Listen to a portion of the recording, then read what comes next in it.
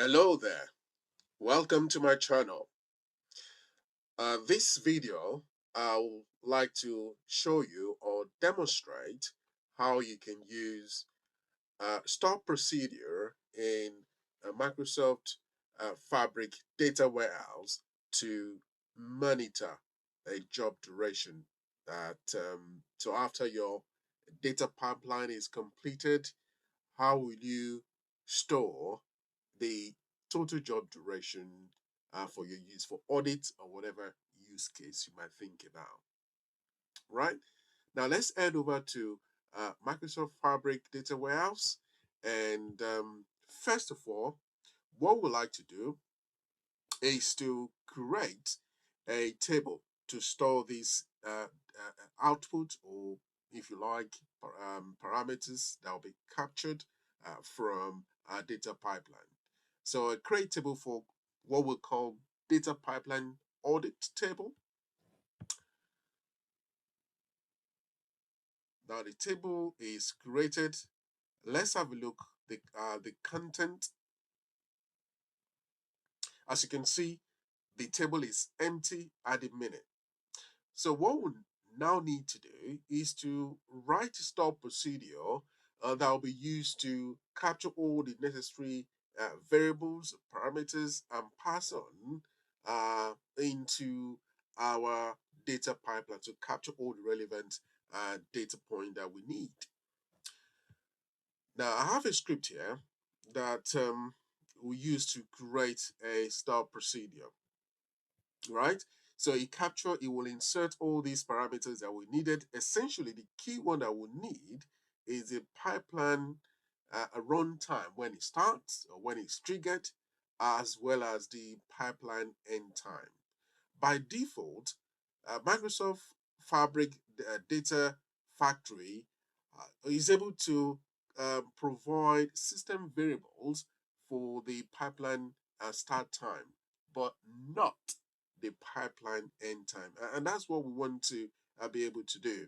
So first, we're able to insert the necessary variable that we capture from the pipeline into the data pipeline or the table, and then we use an update script to calculate the duration of our pipeline. Okay, so that's the sample script that you need in your store procedure to be able to achieve this. Now let's head over to our data factory. Now I've got a very simplistic um, data flow here, if you like, using the copy data activity. Now I'm going to also use the variable activity and the store procedure activity. And the variable um, activity, of course, is used to capture the current timestamp immediately the copy job is completed.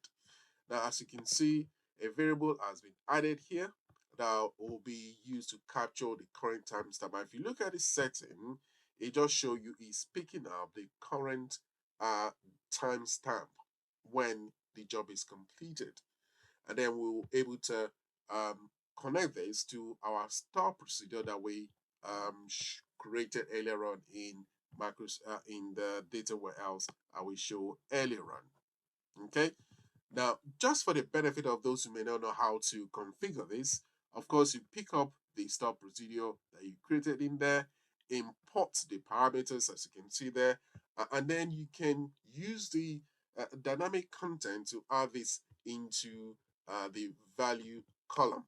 And in here, you're able to select this by coming here and select variable. If you look at variable, you see the variable that we created, and it'll be inserted here for your pipeline expression builder. And the same process for the rest of them, either the pipeline name and the trigger time, right? So now once this is completed, let us validate, and if there is error, it will tell us. In this case, there is no error, and let's save this, and then we're gonna run the pipeline.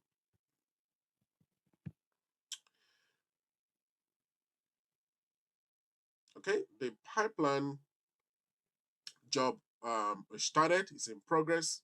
And whilst we're waiting for this to complete, if you like this video so far, please hit the like button on this video.